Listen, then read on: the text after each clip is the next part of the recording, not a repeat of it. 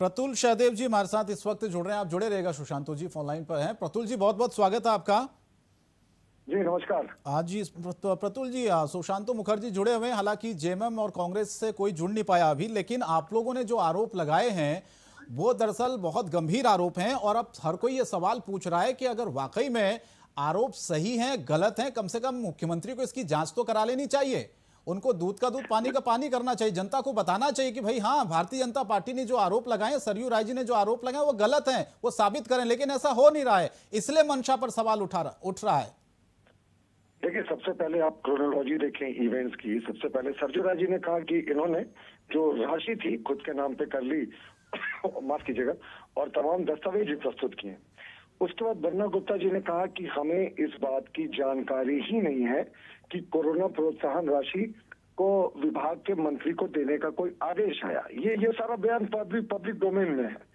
उसके बाद भारतीय जनता पार्टी ने प्रेस कॉन्फ्रेंस करके दस्तावेजों से दिखा दिया कि जो ओरिजिनल नियमावली बनी थी इन कोरोना वॉरियर्स को प्रोत्साहन राशि देने की, उसमें स्वास्थ्य मंत्री जी का कहीं नाम नहीं था। और 24 फरवरी को माननीय मंत्री जी के कार्यालय से बफशीट लिखकर उसमें मंत्री जी के नाम को जोड़ने का, और उनके जो कोषांग के 60 कर्मचारी हैं जिसमें बॉडीगार्ड, माली, उनके कुक, रसोईया, पता नहीं किसको किसको उपकृत किया उन्होंने, वो जोड़ने का आदेश हुआ।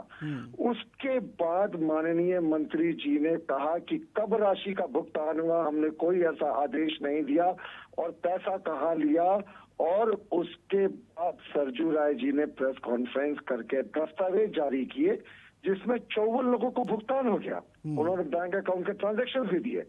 और जो 6 लोगों का भुगतान नहीं हो पाया, जो मंत्री जी ने कहा कि मैं घोषणा करता हूं कि मैं अब नहीं लूंगा, वो असलियत उसकी कुछ और थी। 11 बजे रात को रिजर्व बैंक ऑफ इंडिया ने मार्च लूट पर रोक लगाने के लिए अपना लाइन को बंद कर दिया, और मंत्री जी का विपत्र 11 बजे के बाद पहुंचा।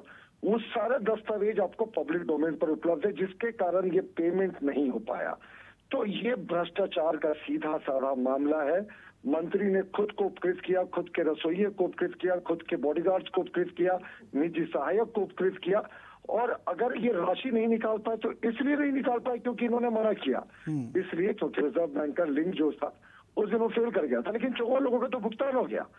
तो मुख्यमंत्री जी से हम आग्रह करते हैं कि ये सारा मामला उनके अब पाले में है। इस मंत्री जी को बर्खास्त करना चाहिए और इसकी बर्खास्तगी की अनुशंसा राज्यपाल को भेजनी चाहिए। जी लेकिन प्रतुल जी, वो तो मानने को तैयार ही नहीं है। बिल्कुल, कार्रवाई तो बहुत दूर की बात हो गई। वो तो मान ही नहीं रहे। वो कह रहे हैं कि नहीं, इसमें कोई सत्यता नहीं है, जो आपने एविडेंस, जो आपने दस्तावेज पेश किए हैं। तो भाई हम पे मुकदमा करे, सरयू राय जी पर मुकदमा करे, और मुकदमा नहीं एफआईआर करे कि ये दस्तावेज गलत है। देखिए मंत्री जी क्या स्टैंड ले रहे हैं कि ये सरकारी गोपनीय दस्तावेज है, ये नहीं जाना चाहिए था उनके पास। ये ऑफिशियल सीक्रेट एक्ट का कहां से बात हो गया साहब? ये कोई देश की एकता और अखंडता पे प्रश्न करने वाला डॉक्यूमेंट है? ये एक मंत्री के भ्रष्टाचार का डॉक्यूमेंट है जो पब्लिक डोमेन पे आ गया। तो मंत्री जी तिलमिला कर कहते हैं कि वो ऑफिशियल सीक्रेट एक्ट के तहत मुकदमा दर्ज करेंगे। अरे आप कीजिए ना मुकदमा दर्ज, हम लड़ने को तैयार हैं। वो ये भी कह रहे हैं कि सरयू राय जी को पूरी जानकारी नहीं है। कुछ ऐसे नेताओं के बयान भी सामने आए हैं जिसमें वो कह रहे हैं कि कुछ गलत जानकारियां सरयू राय जी को दी जा रही है, उसी के आधार पर वो एविडेंस पेश कर रहे हैं जिसमें सत्यता नहीं है। देखिए, अगर मंत्री जी को ऐसा लगता है कि वो जो गलत एविडेंस प्रस्तुत कर रहे हैं, तो गलत एविडेंस प्रस्तुत करने वाले पे तो मुकदमा करना चाहिए। सरयू राय जी पर ये क्यों नहीं मुकदमा कर रहे हैं? क्यों भारतीय जनता पार्टी पे मुकदमा नहीं कर रहे हैं, जिन्होंने दस्तावेजों से सिद्ध किया था कि मंत्री जी गलत बयानी कर रहे हैं?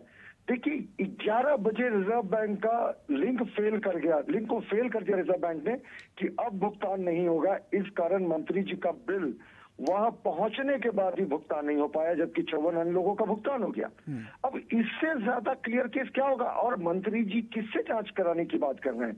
हम तो सिर्फ एक ही चीज जानना चाहते हैं कि ये दस्तावेज गलत है, तो माननीय मंत्री जी ने अभी तक मुकदमा क्यों नहीं दर्ज किया फर्जी दस्तावेजों के नाम पर?